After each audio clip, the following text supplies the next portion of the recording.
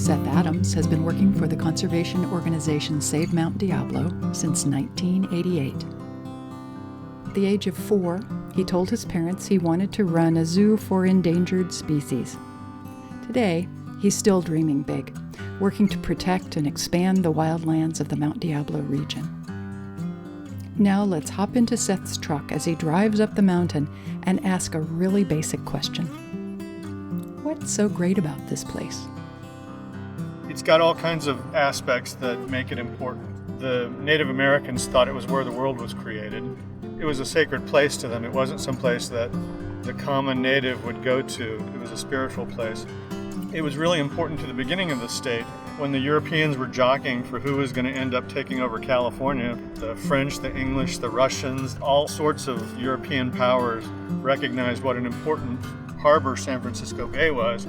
And Mount Diablo was one of the places where you could map the Bay Area.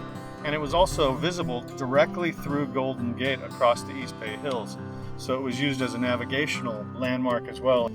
When the first Overland Immigrant Party headed to Mount Diablo, they were using newspaper accounts from Dr. John Marsh, the first American settler in Contra Costa County.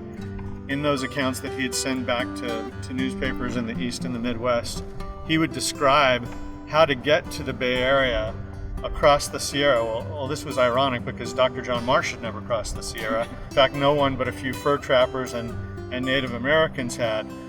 The thing he got completely right was when you get across the Sierra, look for the double pyramid peak off in the west, and my ranch will be found at the base of Mount Diablo. So it was important in terms of guiding people. You can still see it from half of California, which is why it was chosen as the initial point for California's first baseline and meridian. If you own property in most of northern and central California, your property lines are based on those initial north-south meridian and east-west baselines from the peak of Mount Diablo. Mount Diablo is located right at this point between the Bay Area and the Central Valley, between the coast and the delta.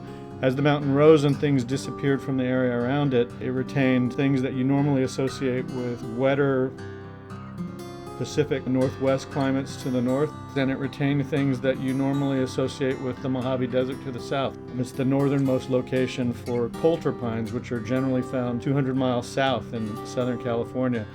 But it's also a center of endemism. You have plants that have evolved into new forms as they survived on Mount Diablo. The Mount Diablo fairy lantern is the most obvious example. So Mount Diablo is just an amazingly rich place. It's a reservoir of biodiversity, and it's an incredibly interesting place as a result too.